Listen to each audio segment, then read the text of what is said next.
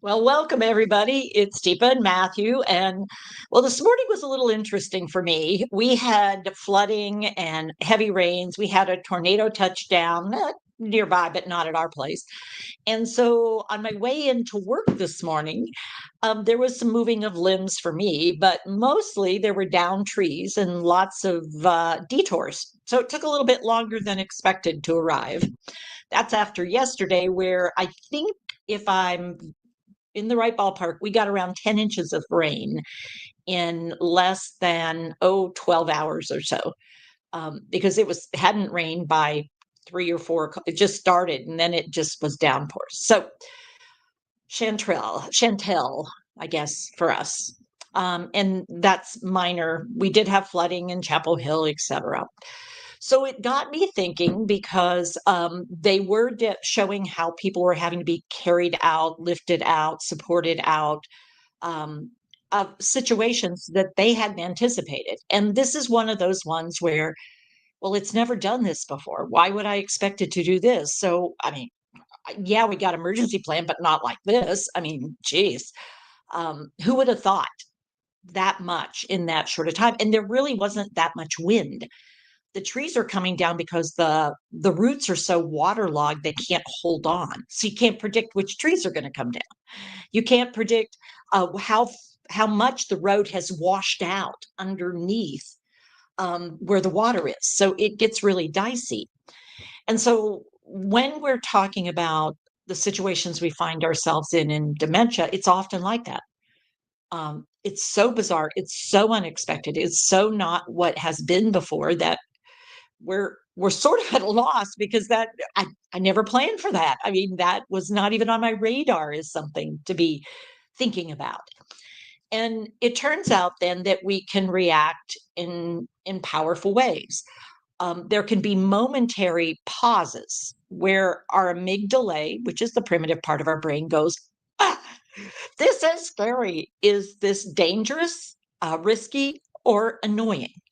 And truly, in that moment of the pause, when you're basically in a sapphire state to start with, your brain can go, okay, whoa. Okay, hang on. Let's not panic. Deep breath, quick pause. Let's assess the situation. Let's determine what we can do. Where are we? How risky, how dangerous, how annoying is this? The challenge comes when there's no one who's able to get into or stay in a sapphire state. Because let's talk about what classically the next step in brain function is when you're not able to be flexible and you're not able to be supportive of others and you're not able to look outward at your environment, at other helpers, at the person you're most interested in, at what's around you and the timing and all that. You can't do it because you're just, this isn't what I planned. This isn't how I expected it. Whoa. This isn't working. Stop. And so that stop desire is that diamond state of, whoa, I can't accept this. This is unacceptable. This is not working for me. Stop it, because I can't take it all in. So in that moment, this resource can come in super handy because what we can realize is, wow, that's not denial. That's inability in that moment. So if I'm in that state and I'm in a state of inability, acknowledge it. I'm not able to take this in right now. Hang on. Let me pause. I can't do this right now. And I mean, I truly can't. And in that moment, recognizing how do I get space and time, which are the two things I'll need to try to put myself back together. And I'll need to come up with something. And typically, if I'm an introvert, what do you think, Matthew? You think you're going to be able to help me come up with that thing when I'm in a diamond state? I think it would be kind of tough for me to do that, Teepa. What Yeah. is likely to happen if you keep trying to push helping me when I'm not in a place where I can take input? Yeah. I'm going to end up shifting your gem state even more if I continuously put more stimulus, keep pushing my agenda to try to help you in that moment. Yeah, and one of the reasons I selected a diamond because I look clear and sharp, but in fact, I'm impenetrable. You can't get through to me right then. And so if you keep pushing, I'll cut you. I mean, you would never expect that. So then what happens to the sapphire who gets surprised by the cutting of the diamond? Yeah, my gem state will start to shift as well in that moment. Yeah. Yeah. Now, on the other hand, what do you think a extrovert diamond might need? Oh yeah, definitely the people to work with people, to talk with people, to get things going, to work as. I mean, I think there would still be that barrier, but knowing at the same time, I'm going to be more okay with talking with people and interacting with people than So I'm going to necessarily be not. putting things out. I'm Yeah. going to be asking questions. Here's the trick. Don't try to give me really intense answers because I'm not listening to your answers. I'm putting information out because I'm sending out messages of distress, of connection. I want to get connected. I want to hear but I can't actually hear what you're saying. So if you think I'm actually getting what you're sending, I'm not. So don't count on me having got what you said during that time. So what do we do now? What am I supposed to do now? I don't understand how I'm supposed to do anything. This was totally unexpected. And at that point, your best strategies are ones that we go over with intensity here, which is in the diamond section. I mean, yes, you could look at the table, but you're really going to want to look to ways to help when someone's in a diamond state and in a little bit of distress. And it involves validation. Give me back what I'm giving you so you know that we know where the boundaries are right now. I'm more likely to take in my own data than to take in your data. So wait. Well, what do I do? I mean, the You're tree is wondering down, what and you should do. but and my family's in the car, and we got to get through Wow, here. I family's in mean, the it's car, and you're yeah. wondering, what should you do? Well, I mean, the tree's in the way. I mean, we can't get through. Trees I in the mean, way.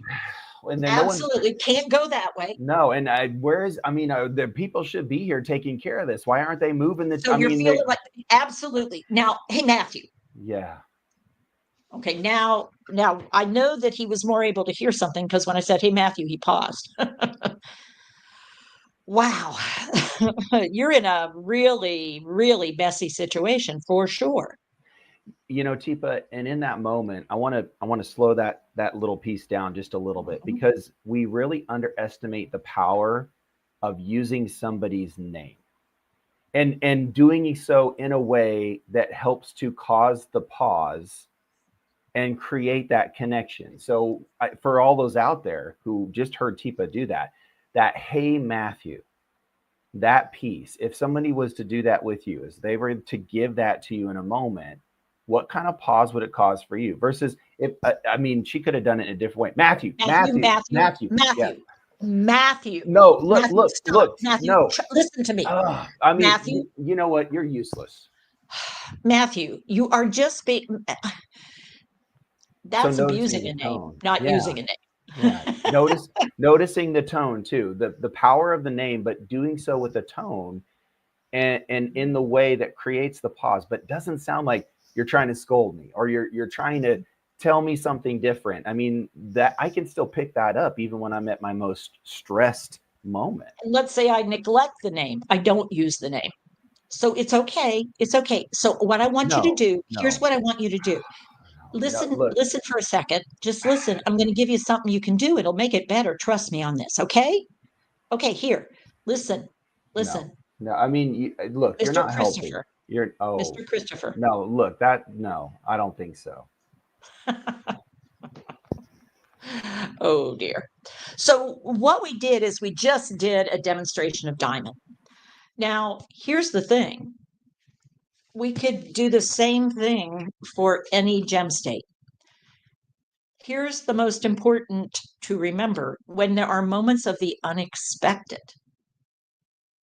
The most important thing is recognize, am I in a sapphire place? Can I get myself in a sapphire brain state? What will it take to get me in a sapphire brain state? And if I can't get in a sapphire brain state, how do I raise my hand and say, whoa, whoa, I need some help here? I can't do this right now. I need some space. I need some time for introverts. I need people to listen without giving me advice. I'm an extrovert. Get connected with me, get in control. And then I may need some support to figure out, okay, so what am I seeing? Am I seeing someone in a diamond state, in an emerald state, in an amber, ruby, pearl state? Am I aware of what I'm seeing? Can I take it in and then can I figure out what to do? And that's a lot, especially when I've just experienced something I never expected. So I think in closing, I would say for this session, allowing yourself some period of grace, allowing there to be mistakes, knowing the mistakes may be costly, but sometimes you're just doing the best you can, and to acknowledge that's what I got to give right now. And it's better than not giving, and it's better than pushing. But sometimes we underestimate the power of the support we do have and that we do offer. So take care with your care, take care of yourselves, and we'll talk again on Thursday. Bye, everybody. Thanks, Teepa. Bye, everybody.